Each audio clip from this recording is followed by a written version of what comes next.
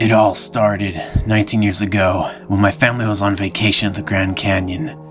They found me, covered in blood, alongside the bodies of my familiars, dismembered, rotting, with their faces torn apart. That's how it all started.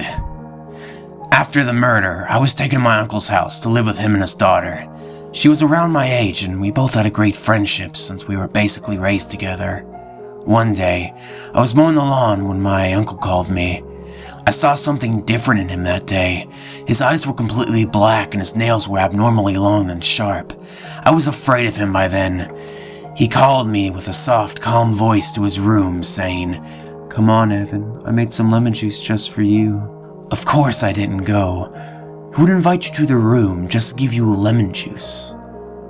I ran to my room, locked the door, and started playing on my computer. Then I heard my uncle banging on my door, telling me to open it. He had a different voice this time, darker than any voice I've ever heard. This time, he said, "Evan, open the fucking door now!" I was scared the fuck out of myself, and I opened the door. Now he seemed like the uncle I knew. His eyes were the normal shade of brown and his nails were the usual size. He still had the dark voice I heard later.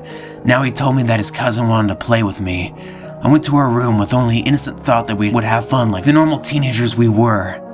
When I entered the room, she was dressed in stockings. We had a very awkward conversation and her voice changed frequently. "Why are you dressed like that?" I asked. "Well, my uncle told you, didn't he?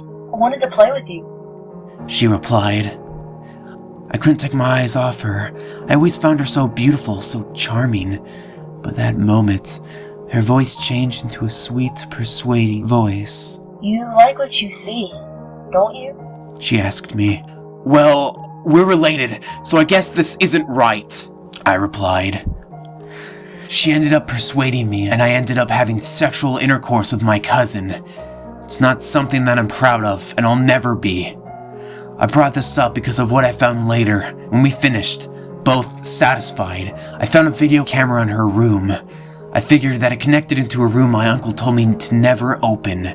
Driven by anger, I rushed into the door and found my uncle masturbating to the scene of me and my cousin having sex. When I looked into my uncle's eyes, I didn't see a person. I saw something else. His eyes were completely black and his nails grew long and sharp again. Was this my uncle?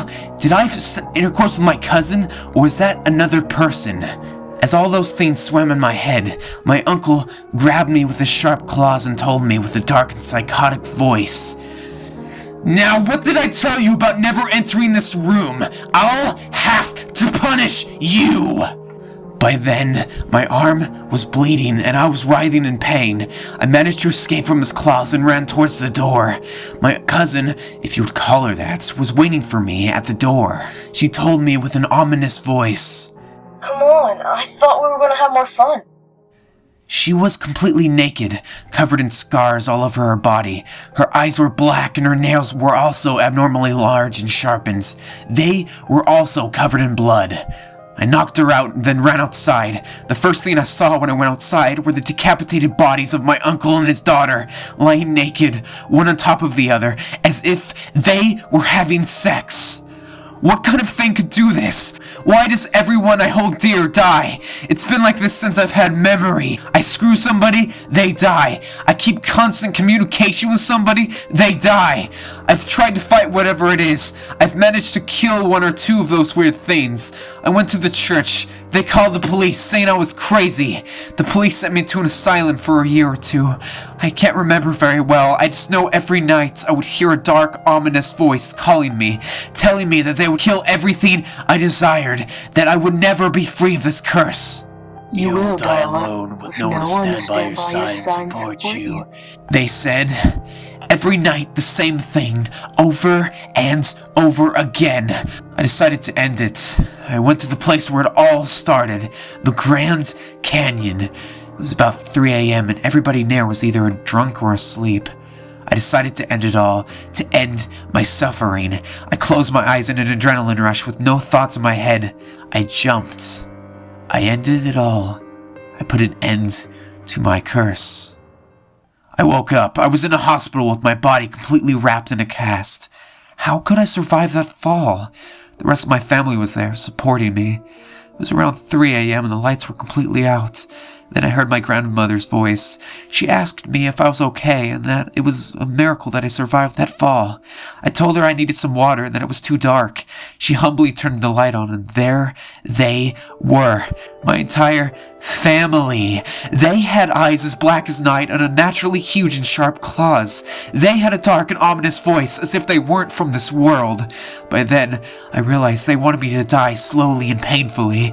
I tried to commit suicide 7 times and all of them failed. I tried to escape, but my family would always find me. They always torture me with the excuse of me being a bad child. Will I ever get away from this nightmare? All I know is that they're keeping me alive so I can suffer my entire life. I'll die old, alone, with no one but them to support me. They're my family now.